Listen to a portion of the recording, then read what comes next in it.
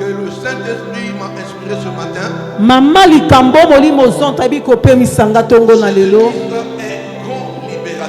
Yesu Kristo mosiko lito mokangoli ya monene. Jésus-Christ, un grand libérateur. Yesu Kristo mokangoli ya monene. Amen.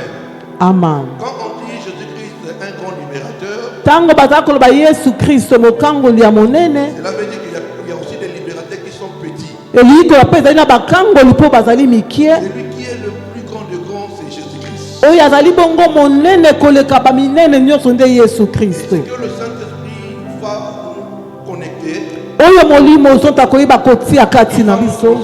Akokaba kati na biso. Sans plus tarder, prenons la parole. Tokolekisa tango te tozwi liloba. Luc chapitre 1er.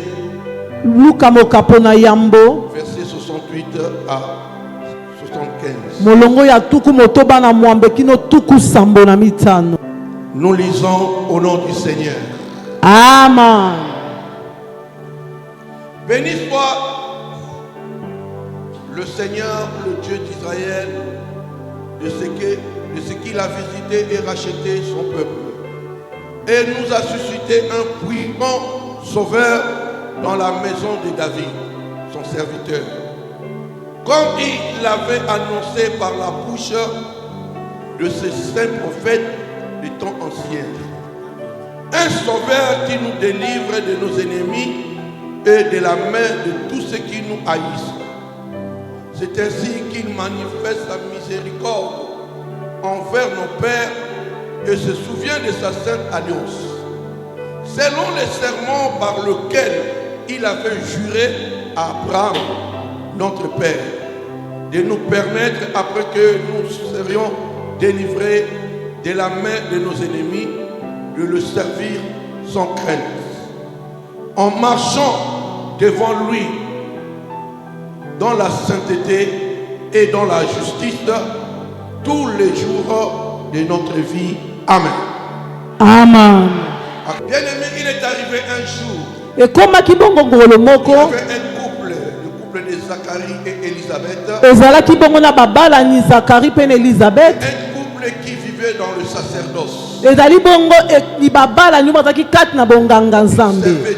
Bazali kosalela nzambe. L'homme et sa femme. Mobali pe mwasi na ye. Malheureusement, zoka bien qu'ils vivaient ensemble, atako bazalaki elongo, il y avait l'infirmité qui dominait sur leur couple. ezalaki bongo na bokakatani moko ezalaki likolo na bomoi na bango. C'était le problème de la stérilité. Ezalaki likambo ya bokomba. Depuis leur mariage, uta bakobalana na bango jusqu'à un âge avancé, kino na mibu ebi ils kopusana n'avaient pas des enfants. bazalaki na bana te. Ce que j'ai aimé dans ce couple en question, oyo nasepelaki kati na babalani wana. voilà pourquoi quand on chante la chanson là, Yesu nalingaka yo pona mboko te, pona biloko te, pona libala te kasi bolingo na yo, je dis parfois, nous ne servons pas Dieu pour les biens de ce monde. tosalelaka nzambe te mpo na bolamu ya mokili oyo. Parce que tout ce que nous pouvons gagner sur cette terre, po te nyonso tokoki kozwa na mabele oyo ne sont que vanité, ezali kaka pamba, sont des choses passagères. ezali biloko oyo ekoyeba koleka.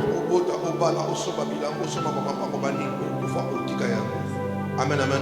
Amen. Tous nous sommes derrière le royaume de Dieu. biso so tozali bongo na nsima bongo ya mboka na nzambe. Nous tous nous fixons nos regards pour le royaume. biso so tozali kotia miso na biso mpo na mboka na nzambe. Le couple là continue toujours de servir le Seigneur. babalani wana bazali kokoba kosalela Mais kolo. ils n'avaient pas de solution pour leur problème de stérilité. atako bazalaki na eyano te mpo na likambo la bango ya bokomba. Un bon jour, kasi mokolo moko pendant qu'ils se trouvaient dans leur sacerdoce, na ntango bazalaki kati na mosala na bango, il est arrivé au temps de Zacharie ekomaki na ntango ya Zakari passer à l'offrande du soir. mpo na koleka bongo na libondeli ezali ya pokwa. Les gens, quand ils entendent parler l'offrande, ils voient tellement l'argent. bato ntango bayokaka kolobaka libonza bamonaka kaka ezali mbongo. Pour les Hébreux, mpo na bahébreu l'offrande du soir, c'est la prière du soir. libonza bongo ya pokwa ezali nde losambo ya Ce pokwa. sont des prières ezali mabondeli oyo dirigées par les sacrificateurs. oyo ebaki kokamba mabongo na batumbi mbeka. Comme Zacharie était sacrificateur, lokola Zakari azalaki motumbi mbeka, et il lui avait donné la charge de faire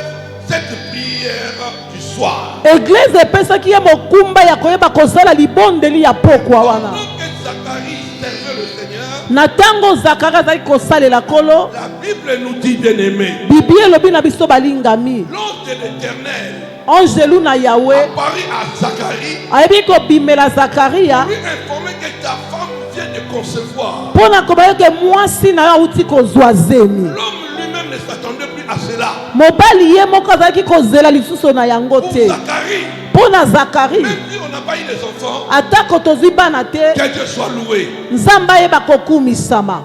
Mon frère, ma soeur, Ndeko mwasi ndeko il t'arrive mobali. parfois de dire que Dieu t'a abandonné. Ekomela koloba ete Nzambe asundoli Dieu yo. t'a oublié. Nzambe abosani yo. Non. Te. Dieu met parfois ta foi à l'épreuve. Nzambe ntango mozwa atiaka boyambi na yo na momekano. La durée n'est pas dit que tu es oublié de Dieu. Bowumela elingi oloba te kobosami na Ce Nzambe. que j'ai aimé aussi, Oyo nga mpe nasepelaki. au travers de ce texte, Na nzela ya litangi oyo, Dieu c'est un Dieu de surprise. Nzambe azali Nzambe oyo asutukisaka. Suivez-moi s'il vous plaît ce matin. Bolandanga tongo na lelo bayoki. Êtes-vous me suivez? Amen. Suivez-moi l'auditoire. Bolandanga. Dieu est un Dieu de surprise. Nzambe azali Nzambe asutukisaka. Parfois, au moment où tu fais des prières agressives, Ntango mosusu na ntango ozali kosala bango libondeli no ya makasi, pas à des sacrifices extraordinaires, ozali koleka na bambeka moko ya il peut makasi, lui arriver qu'en ce moment-là, ekoki kokomeke na ntango wana Dieu ne donne aucune réponse. Nzambe apesi atako eyano moko Mais te. dans le moment où Kasi na ntango tu oyo n'entends de rien, oza kozela na yo c'est là eloko où il se te, manifeste. nde na ntango wana ye azali kotalisama. C'est comme ça avec le Seigneur. Eza lolenge wana na kolo. Voilà pourquoi les Écritures disent, Tala ntina makomi elobi quand tu deviens faible, ntango yo okomi motau tu deviens fort. Nzambe akomi makasi. Trois fois Amen pour la gloire du Seigneur. J'ai Linga adopté ce comportement-là. nasepelaka na ezaleli wana, Je prie, nazobondela même si je demande à Dieu, atako nasengi na il ne me Nzambe répond pas encore. azongisi na ningai Ce que te, je sais, kasi oyo nga il nayebi y a toujours une réponse un jour. ezali na eyano mokolo moko. Amen, amen, non? Amen. Il y aura toujours la réponse. Ekozala ntango nyonso Parce na que là, eyano j'ai déjà la confiance à Dieu. wana nazali na eliki epai na Même Nzambe. si la nature veut me faire croire, Atako mokili elingi ça kondimisa ne ngai marchera jamais. ete ekosimba te, Ça n'ira pas. ekosimba J'ai te, confiance en Dieu. kasi ngai naza na eliki ya na Parce que Nzambe. je suis conscient et convaincu. Po te ngai nayebi kosimbama mpe Les prières sont konzimama toujours exaucées. ete losambo na ngai eyanolamaka ntango nyonso na ngonga oyo ya kosepela, Au moment opportun, na ngonga oyo esengeli Dieu répondra. Nzambe akoyeba koyanola. C'était ça le comportement de Zacharie. Wana nde ezalaki ezaleli ya Le Zakari. jour où Dieu l'apparaît, Mokolo Nzambe abimeli ye, Zacharie lui-même ne savait pas. Zakari ye moko ayebaki Aujourd'hui, te le soir, ete lelo na pokwa je serai visité. ngai nakoyeba kotalisama. Amen, amen. Ama Cet homme ne s'attendait pas aussi. mobali wana mpe azali kozela Dieu te pouvait venir lui parler ete Nzambe akoki koloba na ye concernant leur infirmité. na oyo etali bokakatani na C'est ça le bango. mot. Wana Que nde Dieu ne pouvait jamais venir parler. ete Nzambe akoki koloba te. Amen, amen. Non? Amen. Mais à sa grande surprise, Kasi na bosutuki ya Dieu monene vient, Nzambe ye il dit à Zacharie, alobi na Zakaria, ta femme qui est stérile, mwasi no aza vous ekomba n'avez pas des enfants. boza na bana Mais te, depuis mon royaume, kasi uta mboka na dans ngai mon conseil, kati na kosima na j'ai ngai pris la résolution nazwi likanisi de te faire grâce. ya kosala yo Toi ngolu. et ta femme Elisabeth, Yo na mwasi no vous Elizabeta êtes déjà vieux, bosili konuna vous aurez un enfant. bokozwa mwana. Zacharie pose la question. Zakari atuni motuna À cet âge, na mobu oyo ma femme, elle est déjà usée. mwasi na nga asili kolemba. Si nous servons Dieu, Soki totali kosalela Nzambe encore pour ces besoins-là, eza liso te mpo na baposa nous wana avons déjà cru. tosili konzima na Il n'y biso aura pas de réponse. ete kuna biyano ekozala nango te. Voilà pourquoi nous ne servons pas Dieu pour ses intérêts. Tala tina tosalelaka Nzambe te mpo na bambano wana. Comme il avait douté, Lokola ye atiaki et tembe l'ange lui dit, mpe angelo alobi na ye, pourquoi as-tu douté?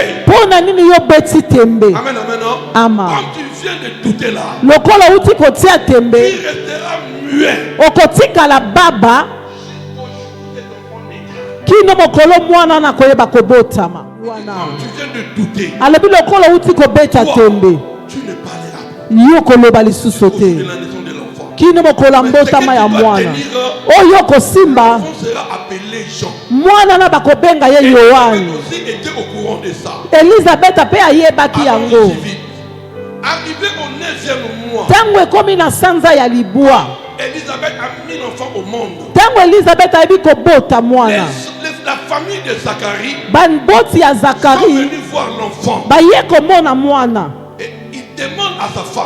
batuni na Parce mwasi qu'il na savait ye que leur frère ne parle pas. pote bayebaki ndeko na bango aza koloba lisusu te. Comment on va appeler cet enfant? Mwana tokoyeba kobenga ye nani? Bien-aimé, Élisabeth répond, Elisabeth on azongi l'appellera Jean. bakobenga ye Yohane. Ils se demandent les uns aux autres. Bamituni bango na bango Notre famille na libota na n'a biso pas une personne tozana moto moko qui te porte le nom de Jean. oyo aza na kombo ya Yohane. Mais comment cette femme Lolenge ni mwasi oyo peut dire akoki koloba que l'enfant sera appelé Jean? mwana bakobenga ye Yohane. Ils ont commencé de chercher des problèmes. Bato bakomi koluka makambo. Et l'un parmi les membres de la famille, Moko kati na baboti bandeko ya libota il a dit ainsi, alobi boye. bien que notre frère ne parle pas, Atako ndeko na biso aza koloba on a te. une tablette, Topesa ye atako bongo lokasa. amen, amen, non, Aman. avec quelque chose Na eloko pour écrire le nom de l'enfant. akoma kombo ya mwana. Donne à Zacharie une tablette. Bapesi na Zakaria lokola mesa Et kokoma. quelqu'un qui pouvait le permettre d'écrire, Oyo eloko kwa kopesa pusa koma. toi donne-nous le nom de l'enfant. Yo pesa biso kombo ya mwana. Sur la tablette, Bongo na oyo etali bongo ekomeli. Zacharie a écrit, Zakaria l'enfant akomi sera appelé Jean. mwana oyo bakoyeba kobenga ye Yohane.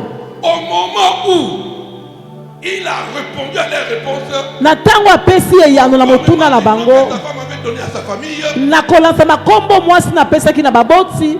Dieu a libéré la bouche de Zacharie. Nzambe ayebi kofongola monoko ya Zakaria. Est-ce que quelqu'un peut acclamer pour la gloire du Seigneur? Moto akoki kobeta boko makasi mpo na nkembo na kolo. C'est ça qu'on appelle le mystère de la divinité. Wana nde bayebi kobenga ngo bongo mobombami oyo ezali ya Le likolo. mystère de la divinité. Libombami oyo ezali ya Nzambe. Telles choses Maloli makambo ya boye. peuvent que venir de l'éternel. Ekoki kowuta kaka epai na On écrit non Nzambe. seulement le nom de l'enfant, Na kokoma kaka kombo ya et mwana. Dieu libéra sa bouche. Mpe Nzambe afongoli Il monoko a na ye. commencé de parler à nouveau. Abanzi koloba Dans lisusu. son palais, tout s'écrit. Gloire. Amen, amen. Amen. Quand Zacharie a commencé à parler, Tango Zakari abanzi la koloba. première des choses, Eloko ya liboso. cet homme a commencé de célébrer Dieu. Mobali wana abanzi kosanzola De Nzambe. bénir la grandeur de Dieu. Kopambola bonene na Nzambe. Un Dieu qui est homme. Nzambe oyo Je akamwisaka. vais développer ça un jour. Na kofongola ngo mokolo moko. Écoutez seulement. Bomeka kaka mokie. Nale bomeka kaka mokie. Soyez bénis. Bopambwama. Balancez vos mains pour dire Amen au Seigneur. Pepa loboko no pona koloba amen na Balance kolo. dit Amen au Seigneur. Amen. Quand il a commencé à parler, Tango abanzi koloba. et il a commencé de célébrer son Dieu. Pe abanzi kosanzola Nzambe na ye. Maintenant aux Écritures de ce matin. Tokomi sika na makomi ya Au tongo verset na lelo. 68, Na molongo ya tuku motoba na en mwambe. disant, Zakari agangi na kolobaka. béni soit le Seigneur, le Dieu d'Israël, de ce qu'il a visité et racheté son peuple. Epambola makolo Nzambe na Israela oyo ayebi kotala mpe kosomba ekolo na ye Or, lisusu. Zacharie ne bénissait pas Dieu, ne célébrait pas Dieu à cause de Jean-Baptiste. Nzoka Zakari azalaki kopambola Nzambe te mpo na Il Yohane avait Mobatisi. déjà reçu le message. Asilaki koyamba bongo Il était liloba informé. oyo epesaki ye sango. Il était informé de la naissance du Christ. Azwaki sango ya mbotama ya Kristo. Amen, amen. La Amen. Bible nous dit ainsi. Bibi elobi na biso Dans son boye. palais, tout s'écrit. Il a commencé de bénir le Seigneur. Abanzi kopambola La kolo. première des choses, Eloko ya liboso. le miracle que lui-même il a vécu. Bikamwa oyo ye moko ayebi kobika. Il était muet. Ye oyo azalaki koloba Il so a te. vraiment le nom de l'enfant sur la tablette. Ntango ayebi kokoma kaka kombo ya mwana. Le Saint-Esprit a libéré sa bouche. Molimo zoto afongoli monoko na ye. Le mystère de la divinité. Libombami ya Nzambe. Béni soit le Seigneur. Alobi pambola makolo. Nzambe na Il Israela. va appeler Dieu le Dieu du monde. Abengaki Nzambe te Nzambe ya Je t'avais dit mokili. un jour, je t'avais dit un jour ici. Nalobaki no mokolo moko awa. Toi qui es Israël de Dieu. Yo nde moto ozali Israeli ya Nzambe. Amen, amen. Amen. Il a reconnu. Ayebi Et koyeba. dans d'autres nations, Soki na bikolo ils n'ont mosusu. pas goûté au miracle de Dieu, Bayebi komeka te bikamwa na à la Nzambe. grandeur de Dieu. Na bonene na Nzambe. Israël Kasi Israela vient de vivre la visitation manifestation de Dieu. Ayebi wana kobika botali samina nzambe. Voilà, mon frère, ma soeur. De comment c'est de komobal. Amen, amen. Amen. Les dieux de ma famille.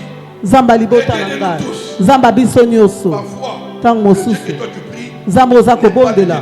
Azali nzambe ya bato nyonso te. Aza nzambe na la yo. manière dont toi tu marches avec lui, Po te lolenge ozali kotambola na ye. tu collabores avec lui, Lolenge ozali kosala elongo c'est na pas ye. la même manière que les autres. Ezali lolenge moko te na baninga. 3 fois amen pour la gloire du Seigneur.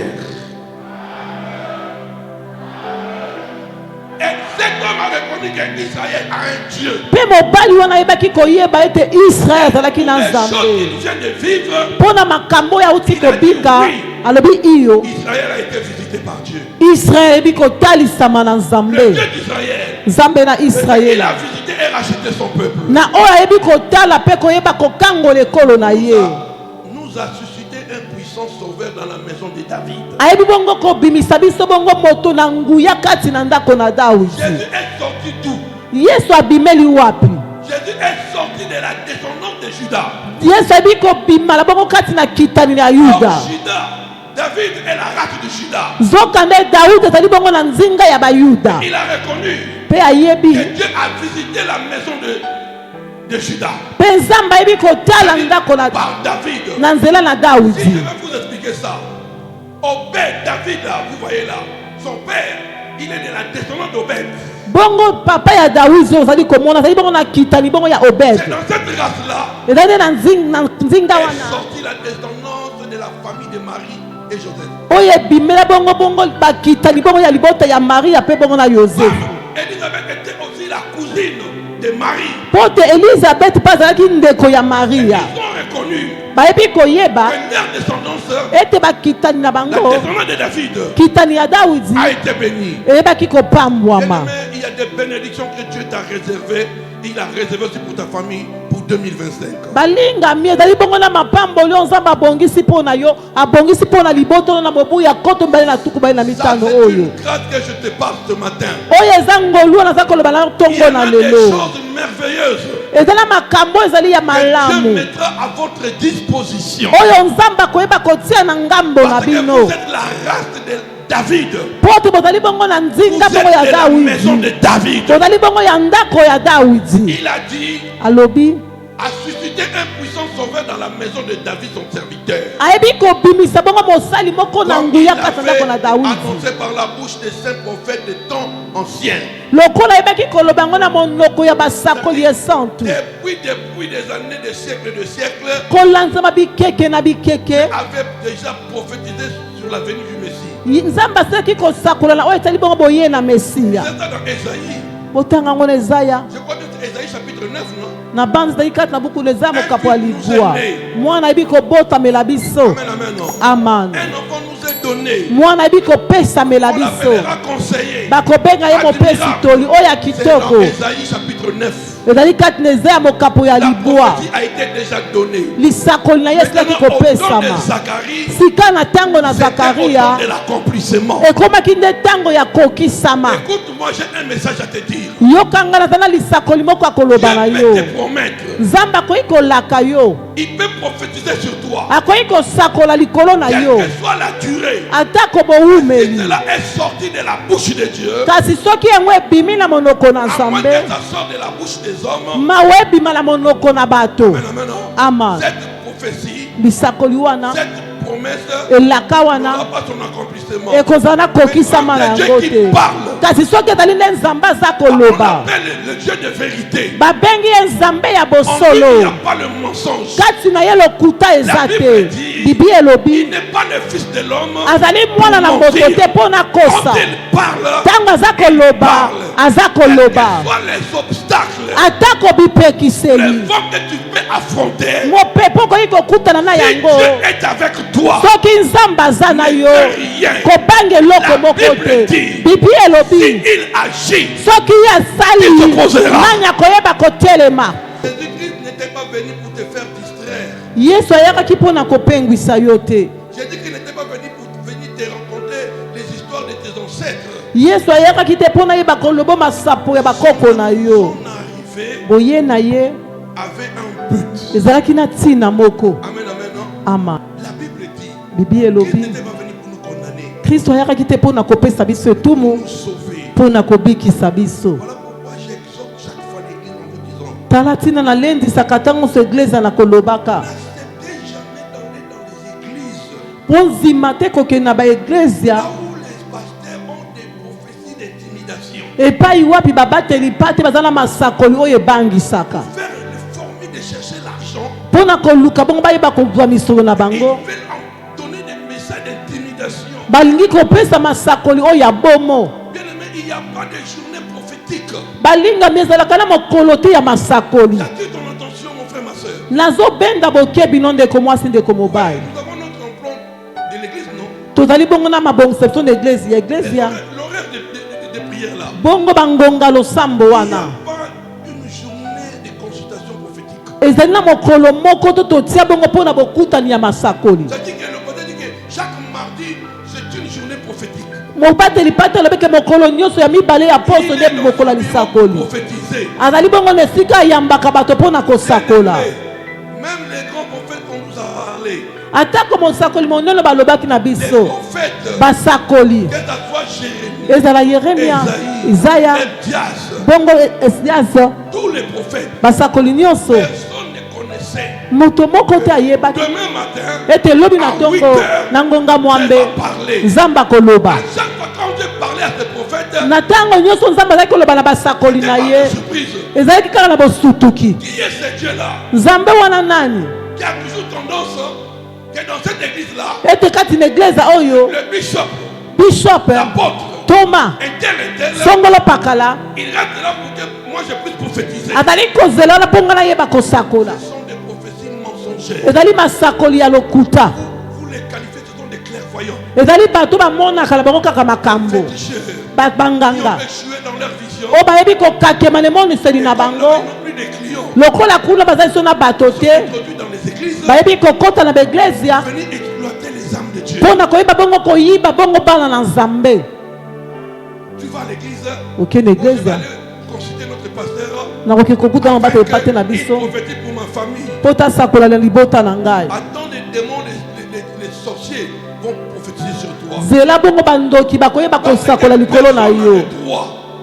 Personne n'a le droit. moto moko tazali Obligé à ajibisa Dieu de parler. ya kotinzika nzambe na makasi Il n'y a aloba. pas une journée prophétique. ezalaka na mokolo moko te ya Ces lisakoli. jours-là, mokolo wana même Elisabeth, atako elizabeta ezala maria même lui-même Zacharie, atako ye moko tous zakari étaient étonnés bango nyonso bazalaki ya de recevoir kokamwa le message ya koyamba sur lisakoli l'arrivée de ces deux grands hommes de Dieu. na boye bongo ya bato mibale minene Dites wana. Amen.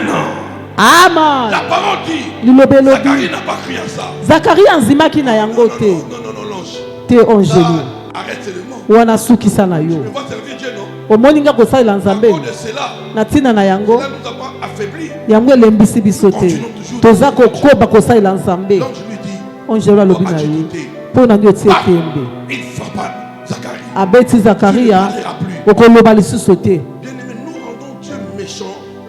Nous rendons Dieu méchant. tozali kokomisa nzambe moto na kanda Venons dans nos prières. na ntango tozali kati na losambo na biso Venons dans nos prières. tozali koyaka na losambo na biso Prions, bien-aimé. na kobondelaka Il y ye a une inspiration de doute. ezalaka bongo na tembe kati Il y na a des biso manifestations de doute. ezalaka na botalisami ya Là, tembe au lieu que Dieu puisse nous répondre, na esika nzambe ayeba koyandola il biso devient méchant. akomi na Il se met kanda en colère. mpe ayebi kozwa kanda. Le doute, tembe c'est un poison. eza mbondo Pour un chrétien qui prie. mpo na mokristo abondelaka. Non parce que tu as prié. eza mpo oyo obondeli te omoni La te réponse de ce que tu viens de demander. eyano oyo kosenga. Laisse le maître de temps. tika mokonzi ya batango Laisse le maître de temps nalobi tika mokonzi ya de faire batango sa volonté. ayeba kosala mokano na ye na ntango ya sepeli. Ce n'est pas toi eza na yo te de douter okobeta tembe ou de disqualifier Dieu. to oyeba kolongola nzambe na mzela na ye. La parole dit, liloba elobi et quand il a perçu la grâce de Dieu, ntango ye ayebi komona ngolu na nzambe c'est là où il bénit le Seigneur. nde na esika na ayebi Il a kopambola reconnu kolo que Jésus était un grand libérateur. ayebi kososole ke yesu azalaki bongo mokangoli En l'appelant monene un puissant sauveur. na kobengaka ye bongo mobikisi ya nguya. Il fait beau en avoir beaucoup. okoki kozala bango Tu ebele, peux en avoir beaucoup. okoki kozala bango ebele. Ton oncle, Noko na ton yo père au village. bongo kokolo na Parfois, mboka quand tu tombes malade, ta mosusu ntango okwei tu téléphones bokono depuis votre village. Tu téléphones depuis votre village. obengi wuta mboka na bino Grand-père, moi ici. kokonga yawa tala boye Si vous pouvez m'envoyer quelque chose là-bas. so bokoki kotinda nge eloko Bien-aimé, il peut beau t'envoyer des choses. bakoki kotinda biloko Ils ne sont pas des grands sauveurs. kasi bazali bongo bambikisi ya minene te Voilà, oyo batindaka yo ça wana peut aussi échouer. ekoki mpe kokakema Dieu n'échoue jamais. kasi nzambe akakemaka Je t'ai dit, te Dieu n'échoue jamais. nalobi na yo nzambe Ne dors pas, akakemaka te écoute-moi. Dieu n'échoue jamais. nzambe akakemaka te Un sauveur, un grand sauveur, un grand libérateur qui nous délivre de nos ennemis. mokangoli monene mobikisi monene ozali kobikisa biso na bayini na biso. Quand on dit ici, un grand sauveur qui nous délivre de nos ennemis, bien, il ne voit pas seulement tes ennemis, sont ceux qui sont tout autour de toi, qui parlent de mal de toi. komona kaka bayini no te te bato bazali zingazingalo bazali kilo mabe na yo. J'aimerais t'encourager, c'est une bosse. nalingi napesa piko boyenga ya lelo Je vais t'encourager. nalingi napesa piko Mon frère, tu peux pas parler de mal de moi. okokoloba mabe mpo na Tu ngai peux pas parler de mal de moi. ndeko mwasi okoki koloba mabe mpo na ngai Tu n'interdiras pas Dieu. Tu n'interdiras pas à Dieu okopekisa nzambe d'accomplir te ce qu'il veut faire en moi. asala oyo alingi kosala kati na Même quand ngai tu es là. Maman, même ton mari. atako mobali na yo Même mama s'il avait donné tant de millions ta dot là. ata apesaki bambongo ebele mpo na libala na yo Pas droit d'arrêter la volonté de Dieu sur toi. azali na nzingisa te ya kosukisa mokano na nzambe Toi likolo qui na travailles yo quelque part. ndeko mobali yo osalaka esika Tes moko supérieurs. atako bo baza likolo na yo Solution bazwi de likanisi te licencier. ya kolongola yo Dieu ouvrira d'autres portes. nzambe akofongola bikuke Voilà pourquoi mosusu Jésus a dit, tala ntina yesu vous me alobi demandez de parler aux hommes qui sont avec moi, de ne pas clamer pour moi. bolobi na ngai naloba na bato bazali bayeba kobetanga maboko te S'ils n'acclament pas, soki babeteli maboko te mabangi ekobetela nga maboko mon frère, ma soeur, ndeko mwasi ndeko Dieu est mobali un grand libérateur. Même si ça ne marche pas aujourd'hui, atako lelo ezosimba même chez te les autres, atako epai ya il y a baninga chaque jour des fêtes. mikolo nyonso bafeti ezali kuna Célébration. bongo milulu eza Ne kuna te sous-estime pas. komimona mokie te De la valeur aux yeux de l'Éternel. ozali na motuya na miso Il y na a des nzambe moments de visitation pour toi. ozali na Il y botango ya a un moment de botalisami visitation pour eza toi. na ntango ya botalisami Et mpo na maintenant que yo le Saint-Esprit me demande de te dire, eza nde esika molingo ozotengi yanga naloba na yo nasakola likolo na yo mobu ya kote il y a bana des mitano promesses oyo merveilleuses. ezali bongo na bilaka bongo mpo na yo Que tu n'as pas encore vu les 31 décembre, soki nalobi komona te suka ya mobu crois, zima il y a toujours de l'espérance eza na elikia pour celui qui est encore en vie. mpo na moto nani azali na bomoma Même à la dernière minute, atako na miniti ya des choses suka étonnantes, makambo ya des surprises kopamwa agréables masutuki ya peuvent kopamwa sortir de notre Dieu ekoki kobima na nzambe na Oh, biso alléluia. Dites amen amen que j'avance. amen Dites amen que j'avance. amen Ainsi qu'il manifeste sa miséricorde envers nos pères, se souvient de cette alliance, selon les serments par lesquels il avait juré Abraham, notre père. Bien-aimé, Dieu avait promis à son serviteur Abraham, nzambe alakaki na mosali na ye ya balayama ceux qui sortiront de toi mpo bakobima kati na yo seront bénis. bakopambwama Voilà pourquoi, Tala quand tina. Jésus aperçut cette femme qui souffrait d'une infirmité pendant 18 ans, ntango yesu ebeki komona mwasi ya mokakatani bongo kobela bokono bibu zomi na la mwambe femme était toujours courbée. mwasi ezalaki bongo ya kongunzama C'est là quand Jésus l'aperçut, ntango yesu amoni ye il s'est dit, amilobi celle-là oyo n'est pas la fille de Satan, azali mwana ya c'est satana te la fille d'Abraham. azali mwana ya mwasi ya balayama Fille d'Abraham, ndenge ni mwana ya dans balayama cette condition pendant 18 ans. akoki kofanda bebongo mibu zomi na mwambe apesi mitindo mwasi ayebi Tu es kosembolama de la race d'Abraham. ozali ya nzinga na À balayama moins que yo moko osala race ya Satan. Mais quand tu es de la race d'Abraham, soki ozali kati na nzinga na quelle que soit balayama la durée, atako quelles que soient boumeli les années de maladie, atako mibu ya bokono ya makambo un jour, mokolo moko la bénédiction d'Abraham lipamboli ya balayama répondra sur toi. ekokita likolo na Répondra yo sur toi. ekokita likolo na Répondra yo sur toi. ekokita Au nom likolo na yo de- jésus Amen, amen. amen Un grand libérateur.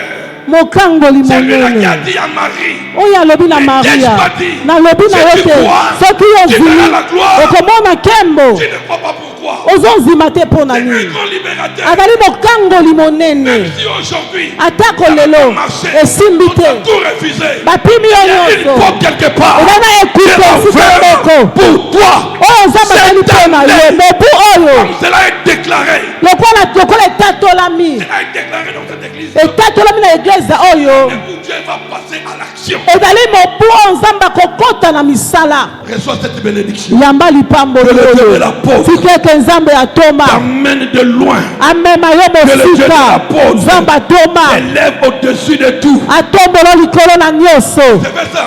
Que le Dieu de l'apôtre nzambe atoma change ton histoire. abongola lisolo na yo abongola lolenge na yo nzambe atoma nzambe Ferme atoma toutes les portes. akanga Là où likute nyonso epai wapi Satan cherchait à satana te détruire. azali kolinga kobebisa yo mobu oyo Parle à une femme. nazoloba na mwasi moko nazoloba na mobali moko kobanga eloko te nzambe Sois au atoma rendez-vous aza na de tout ce bokutani que tu feras. ya nyonso Le Dieu de okosala l'apôtre nzambe atoma visite ta famille. azali kosala libota na yo De la même manière, lolenge kaka il moko visita la famille de Zacharie. atalaki bongo Que libota na ta zakari famille, libota na yo ta mpe maison, ndako na tes yo enfants bana na yo sont tous visités. bayeba Ton kotalisama travail mosala na soit yo visité. Au nom etalisama de jésus